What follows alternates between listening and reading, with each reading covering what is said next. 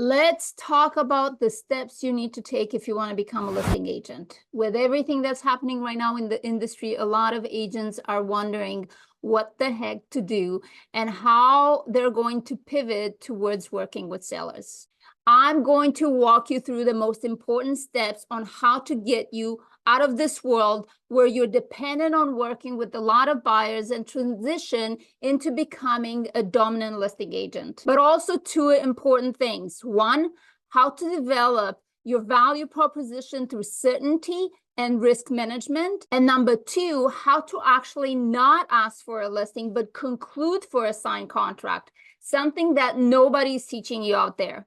And by the end of this video, you're going to have a complete listing process that will guarantee you signed listings every single time. So let's dive in.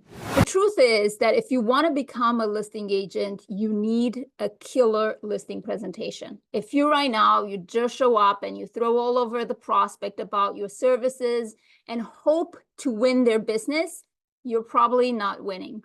And the first thing that you need to understand is that if you're competing on price, commission, anything that has to do with numbers, you're going to lose. You must learn how to compete on value. You must ask yourself why someone would pay you a lot of money, even sometimes more money than your competition, because they believe that you're the agent who will best represent the property and get them what they want. So the only way to win is to compete on value. What we have to unpack in today's video is what does a compelling, articulate, structured listing presentation looks like that the results ends with you winning the listing every single time. Because the hope and praise strategy, or the show up and vomit all over the seller, I'll stage your home, professional video photography, and all that crap that everybody is doing, or to sit back and wait for the prospect to tell you if you got the listing or not, is not a strategy at all. If it hasn't been working for you the way you've been working so far,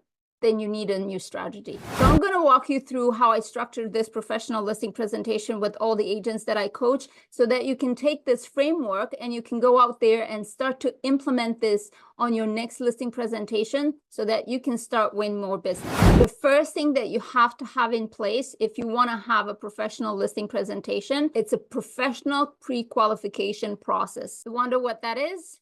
Well, it means that you're not going to jump off of your office chair into a prospect's house without understanding the circumstances you're getting yourself into. The pre-qualification process is, in fact, a set of very important questions that will predetermine whether you actually going to go on a listing presentation or you have a lead that needs more nurturing. The pre-qualification process is the most important and crucial step in the process of securing your listing presentation. This is the step I spend the most amount of time with my coaching clients in order to develop tremendous skills and the ability to create rapport during this time. This step is in fact the step that will secure you the listing even when in competition with friends and family members. The reasons we're going through these steps in this video is so that you can develop your value proposition. In other words, you have to have a reason why the seller is going to hire you versus your competition. Why are they going to hire you? Because you can't just say, I provide value. I've been doing this for a long time. That's what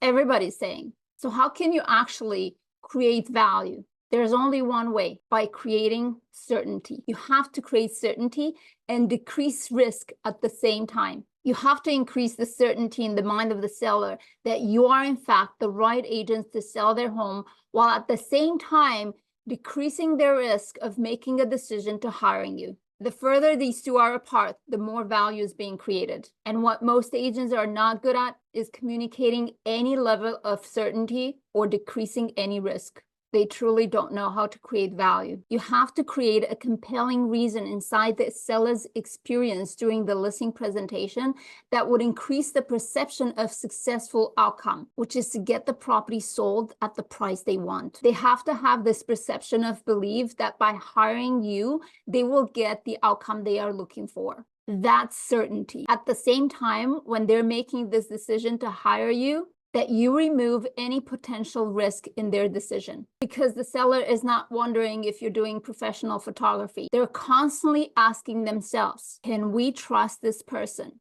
Is this person going to do what they're saying that they're going to do? And is this going to be the best decision that we can make? And that's why we have to have a process in place that allow you to remove that risk. Your goal is to come to that part of the presentation where the seller will say, it makes total sense. I trust you. The likelihood to achieve the outcome based on what you just walked me through is very, very, very high. Make the decision easy, not hard. The second step, it's a pre-listing package, and it's a must step. It's a non-negotiable step. You see, if you were to get a quote on a renovation, what you would expect from a professional company is that prior to the meeting with them, that there would be a process that you would be going through in order for you to have a better understanding of their services, but also to gain trust that they know what they're doing and it's not their first time building a home. The same applies to us as real estate agents. You must stand out from the crowd in order for you to be better than your competition. You must be different, and you cannot be the same and better at the same time. You can't do the same things that everybody's doing and be better. So you have to be different. You have to have a process in place that leads us up to the day of the appointment. This is where the pre-listing package process comes into play. This is all designed to pre-sell or pre-frame the appointment. You're going to craft a professional pre-listing package that it's based on the pre-qualification process you've executed over the phone prior setting the appointment that will be hand-delivered prior to the listing appointment. You can ask the seller during the pre-qualification process if they prefer it by email or hand-delivered, but I can tell you that being delivered in person makes the appointment more real and has a better outcome. When you're going to hand deliver a pre-listing package that pre-sells your appointment with the seller, increases two things. One, the show up rate. Your listing appointment set to meet ratio goes up when you do this step. And number two, it increases your closing rate because you're setting yourself apart from the competition. Now, how you're going to start your listing presentation? Because if you have a problem getting to the end of your listing presentation and you're constantly getting, well, let me think about it, we're going to think it over, and we'll get back to you, and you never hear back from them again. If that happens to you, it's not what you're doing at the end of the presentation. It's what you're not doing at the beginning. It's how you're setting up the conversation that will determine what's going to happen at the end of the conversation. So what you need to do is set up an agenda. Setting up the agenda starts with the pre-qualification process over the phone and continues right at the beginning of the appointment. You set the agenda after the walkthrough. You first go through the pre-qualification questions you asked before over the phone. And yes, you're just repeating them over and over again. So you confirm for motivation again. And most importantly, you're going to go through what you're going to cover during the meeting. You want to tell them exactly what's going to happen in the meeting, just so everyone's on the same page, and establish expectations. The expectation that a decision will be made once the agenda has been completed. That way, the listing has been won upfront at the beginning of the appointment, not at the end of the appointment. The second thing that you do is to ask for permission to tell the seller the truth, because the truth is what is required to win the listing. And the truth is the reason why most properties expires and they end up not selling. Let's say you're dealing with an expired listing, is because the agents that they hire wouldn't tell them the truth. They weren't worried whether the listings ends up selling or not. And that's how properties end up expiring.